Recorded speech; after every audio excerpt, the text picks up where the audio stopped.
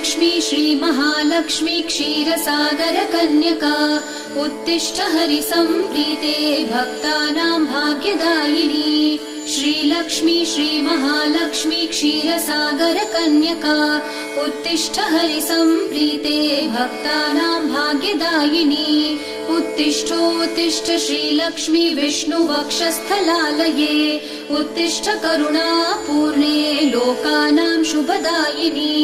उत्तिष्ठोत्तिष्ठ श्रीलक्ष्मी विष्णुवक्षस्थलालये उत्तिष्ठ करुणापूर्णे लोकानां शुभदायिनी।